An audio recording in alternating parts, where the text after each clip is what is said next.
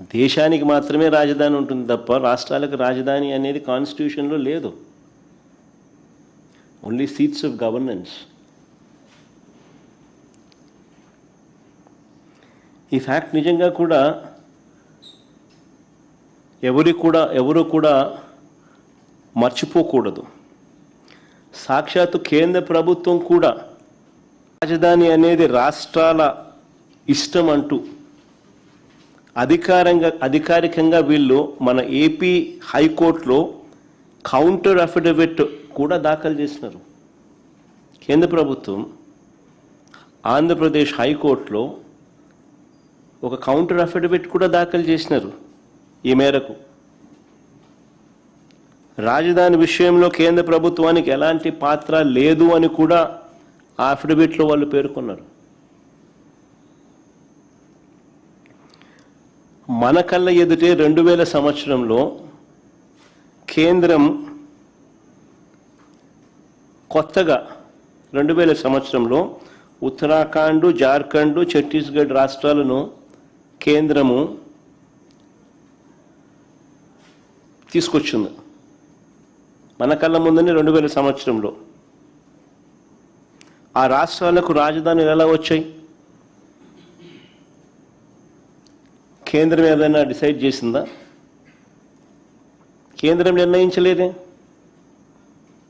ఆయా రాష్ట్రాలు వాళ్ళు నిర్ణయించుకున్నారు.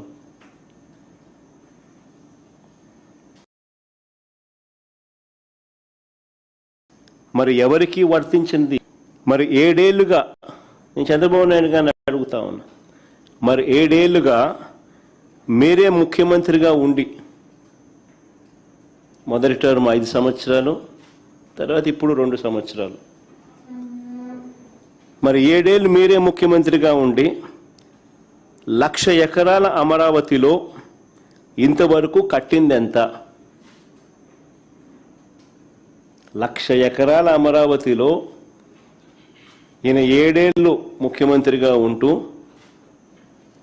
అమరావతి అనేది తన పెట్ ప్రాజెక్ట్ అంటూ తాను నినాదమిస్తూ తాను ఇంతవరకు కట్టింది ఎంత? నిజంగా సెల్ఫ్ ఫైనాన్స్ ప్రాజెక్ట్ అయ్యిందా ఇది? నిజంగా అమరావతి అని సెల్ఫ్ ఫైనాన్సా? ఈయన డబ్బా కొట్టినట్టుగా ఏ దేశం పోతే ఆ దేశం బొమ్మలు ఈయన చూపిస్తాడు. ఏ దేశం ఈయన పోయినా ఆ దేశం బొమ్మలు చూపిస్తాడు. చూపించి అదిగో ఇదే అమరావతి అని అంటాడు. మరి ఎంతవరకు వచ్చిందని అడుగుతా ఉన్నా. ఆ దేశాలు ఇక్కడ ఏమైనా కనపడుతున్నాయా? కనీసం భూములు ఇచ్చిన రైతులకు చెప్పిన హామీలైనా నెరవేర్చాడా ఈ పెద్ద మనిషి? మొదట తీసుకున్న 50,000 ఎకరాల్లో, వెరీ ఇంపార్టెంట్ ఇది, మొదట తీసుకున్న 50,000 ఎకరాల్లోనే రోడ్లు, కేవలం రోడ్లు, కరెంటు, డ్రైనేజ్ అంటే సివరేజ్, వాటర్,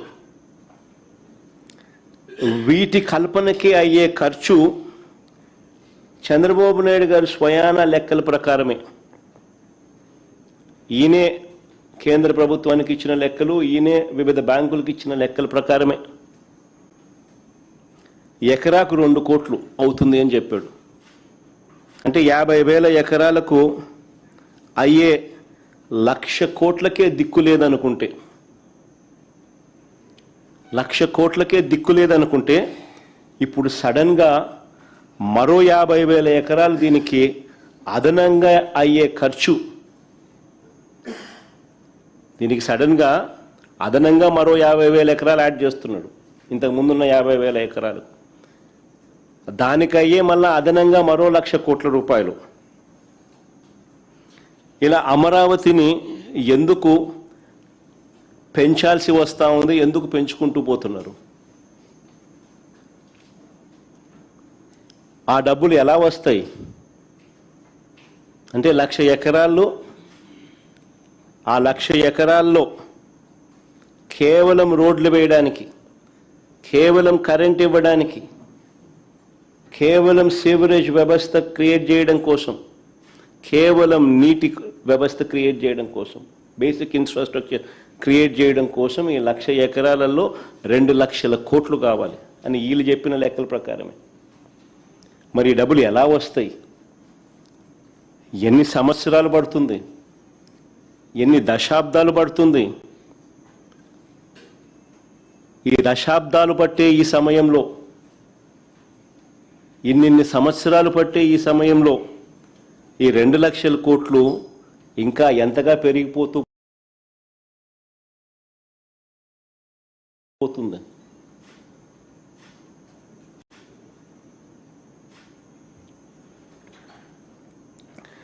రెండు 2019కు ముందు ఈయనే స్వయంగా చేసిన మాస్టర్ ప్లాన్, 2019కు ముందు 50,000 ఎకరాలకు సంబంధించి బ్రహ్మాండమైన వరల్డ్ క్లాస్ రాజధాని ఇక్కడ వస్తూ ఉందని ఈయనే మాస్టర్ ప్లాన్ తయారు చేసినాడు, మనందరికీ ఊదరగొట్టి బాహుబలి సెట్టింగ్లన్నీ చూపించి. మరి 2019కు ముందు ఈయనే స్వయంగా చేసిన మాస్టర్ ప్లాన్ను సడన్గా ఈయనే ఎందుకు మారుస్తున్నాడు?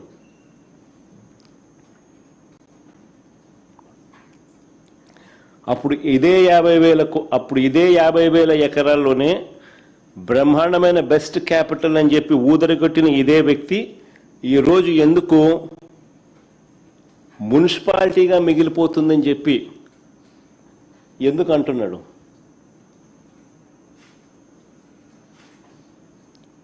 ఆ మాట అని ఇంకొక 50,000 ఎకరాలు కావాలంటున్నాడు. మరి ఇంతకుముందు 50,000 ఎకరాలతోనే వరల్డ్ క్లాస్ సిటీ అని చెప్పిన వ్యక్తి ఈరోజు ఏమంటున్నాడు?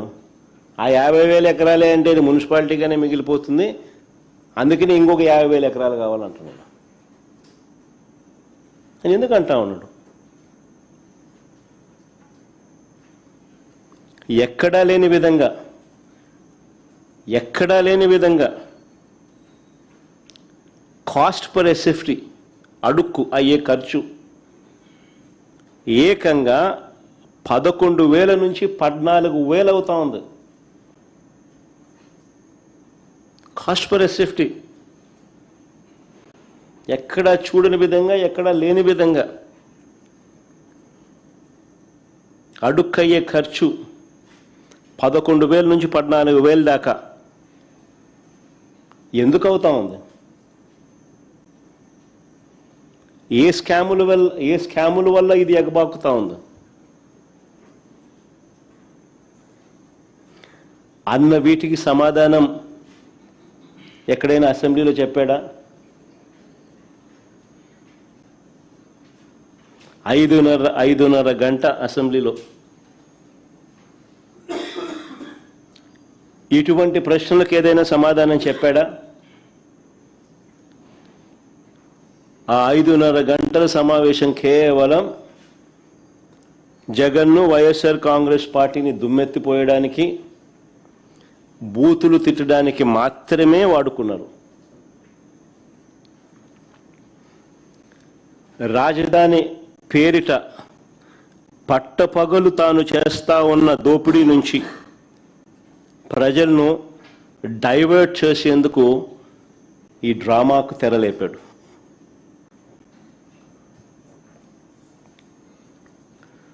ఆశ్చర్యం ఏమిటో తెలుసా? ఓవైపున అసెంబ్లీ పిలుస్తాడు. ఇంతకుముందు నేను అన్నాను కదా, ఈ మనిషికి చిత్తశుద్ధి లేదు, నిజాయితీ అంతకన్నా లేదు అని చెప్పి. ఆశ్చర్యం ఏమిటి అని అంటే, ఓవైపు అసెంబ్లీని పిలుస్తాడు, ఇంకోవైపు అదే చట్టసభలో భాగమైన కౌన్సిల్ని పిలవడు.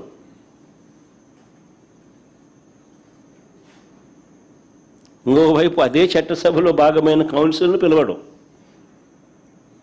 ఎందుకు? కౌన్సిల్ని పిలిస్తే రాజధాని పేరిట చంద్రబాబు చేస్తా ఉన్న అవినీతి బాగోతాన్ని కౌన్సిల్లో సభ్యులు బయట పెడతారని.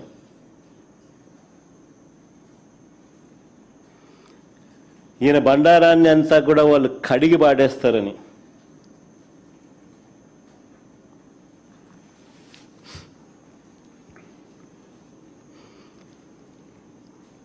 ఆశ్చర్యం కలిగించే విషయాలు ఇవన్నీ. ఈయన అంటాడు, భవిష్యత్తులో కూడా రాజధానిని ఎవరు మార్చకుండా చట్టం తెస్తున్నామని చంద్రబాబు నాయుడు చెప్తా ఉన్నాడు. భవిష్యత్తులో కూడా రాజధానిని ఎవరూ మార్చకుండా చట్టం తెస్తున్నామని చంద్రబాబు చెప్తా ఉన్నాడు. ఇలా అసెంబ్లీలో వీళ్ళు చేయగలేంది మళ్ళీ అదే అసెంబ్లీలో మళ్ళీ దాని మార్పులు చేయలేరా? చట్టాల గురించి మాట్లాడే ఈ వ్యక్తి చట్ట సవరణల గురించి మాట్లాడ్డా? తెలియదా ఈయనకేమన్నా? తెలుసు, కానీ డ్రామా. ఇంతకుముందు నేను చెప్పినట్టుగా ఈ డ్రామా అంతా ఎందుకు? తన అవినీతిని కప్పిపుచ్చుకునేందుకు డ్రామా. ఏ చట్టమైనా కూడా చట్టసభ ద్వారా చట్టం చేయగలుగుతుంది, చట్టంలో సవరణలు కూడా చేయగలుగుతుంది. ఇది అందరికీ తెలిసిన విషయాలే. 3 ఏళ్ల పిల్లోడు 6 ఏళ్ల పిల్లోడిని అడిగినా చెప్తారు. కానీ చంద్రబాబు నాయుడు ఏదో కొత్తగా ప్రజలకు తెలియనట్టుగా, దాన్ని పక్కదోవ పట్టించేట్టుగా, దాన్ని ఏదో విప్లవాత్మకంగా తీసుకొని వస్తానట్టుగా ఓ బిల్డప్, దానికి ఒక కథ, ఎందుకు అదంతా చేస్తూ ఉన్నాడంటే తన అవినీతి నుంచి టాపిక్ డైవర్ట్ చేసేందుకు. నేను సూటిగా చంద్రబాబుని అడుగుతా ఉన్నాను, 2014 నుంచి ఇప్పటి వరకు 12 ఏళ్ల కాలంగా, 2014 నుంచి ఇప్పటి వరకు అంటే ఆయన 5 ఏళ్ళు, మళ్ళీ మధ్యలో మా 5 ఏళ్ళు, మళ్ళీ ఇప్పుడు 2 ఏళ్ళు, దాదాపుగా 12 ఏళ్ళు కాలంలో మనస్ఫూర్తిగా చంద్రబాబు నాయుడు అడుగుతాను, నువ్వు ఈ ప్రాంతంలో ఉన్నావా అని అడుగుతా ఉన్నా. మనస్ఫూర్తిగా ఇక్కడ కాపురం పెట్టావా అని అడుగుతా ఉన్నా. ఇప్పటికీ కూడా మీ కుటుంబాలన్నీ ఎక్కడున్నాయని అడుగుతా ఉన్నా.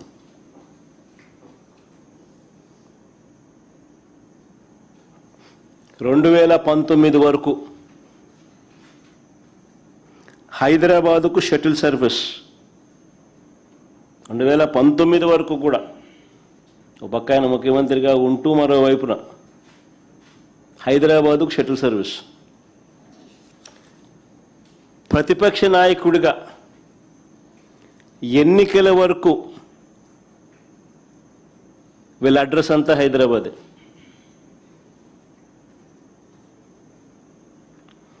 ఇప్పుడు కూడా వారానికి 2 రోజులు, వారానికి 5 రోజులే ఇక్కడ. అది ఈయన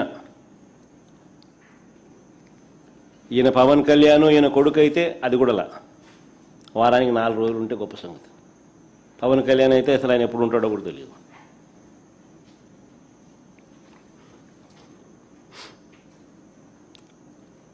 ప్రత్యేకంగా ఒక్కొక్కరికి ఒక్కొక్క విమానం, షటిల్ సర్వీస్, ఇవన్నీ వాస్తవాలు నేను చెప్పేటివి. ఏదైనా కానీ దుమ్మెత్తిపోయాలా అసెంబ్లీ అన్నది, అసెంబ్లీలో దుమ్మెత్తిపోయాలి అనే ఒక ఆరాటంతో మమ్మల్ని తిడతారు తప్ప, మేము అడిగే ప్రతి ప్రశ్న వాస్తవంగా లోతైన ప్రశ్నలు, ప్రతి ఒక్కరూ ఆలోచన చేయదగ్గ ప్రశ్నలు. ఫేర్గా నిజంగా ఈ సబ్జెక్ట్ మీద మాట్లాడదాం, ఫేర్గా ఈ సబ్జెక్ట్ను ప్రస్తావిద్దాం.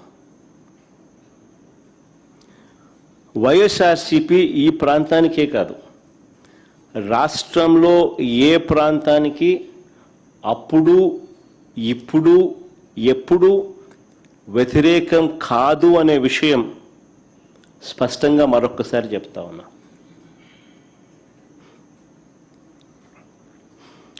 కొన్ని వాస్తవమైన విషయాలు మీ ద్వారా ప్రజల ముందు, ఈ ప్రెస్ కాన్ఫరెన్స్ ద్వారా ప్రజల ముందుకు తీసుకొని పోయే ప్రయత్నం చేస్తూ ఉన్నాం.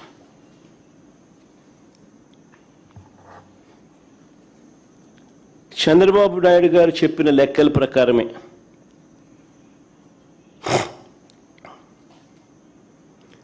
తానంతటి తానే కేంద్రానికి, తానంతటి తానే బ్యాంకులకు వాళ్ళు సబ్మిట్ చేసిన డిపిఆర్ రిపోర్ట్ల ప్రకారమే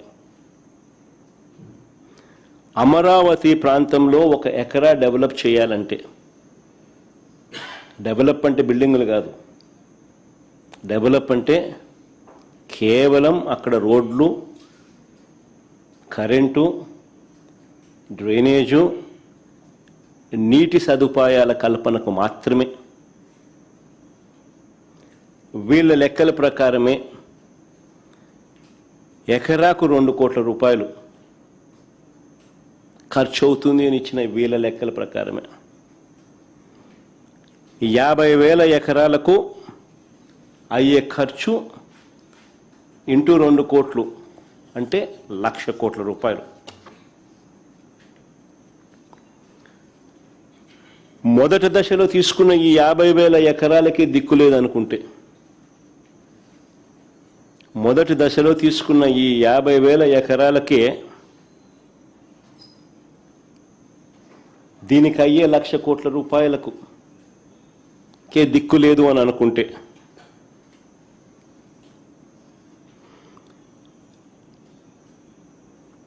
బేసిక్ ఇన్ఫ్రాస్ట్రక్చర్కు మాత్రమే నేను చెప్తా ఉన్నా. ఈ 50,000 ఎకరాలలో బేసిక్ ఇన్ఫ్రాస్ట్రక్చర్కు మాత్రమే రోడ్లు, డ్రైనేజీలు, కరెంటు, నీళ్లు, ఇటువంటి బేసిక్ ఇన్ఫ్రాస్ట్రక్చర్కి అయ్యే ఖర్చే ఎకరాకు 2 కోట్ల చొప్పున 1,00,000 కోట్ల రూపాయలకు దిక్కులేదనుకుంటే, రెండో దశలో మరో 50,000 ఎకరాలు తీసుకుంటానని చెప్తా ఉన్నాడు. అందులో సుమారు 20,000 ఎకరాలకు ఇప్పటికే నోటిఫికేషన్ కూడా ఇచ్చేశాడు. రెండో దశకు సంబంధించి రెండో దశలో 50,000 ఎకరాలకు గాను 20,000 ఎకరాలకు ఇప్పటికే నోటిఫికేషన్ కూడా ఇచ్చేసాడు. ఈ లెక్కన రాజధానిలో 1,00,000 ఎకరాలలో,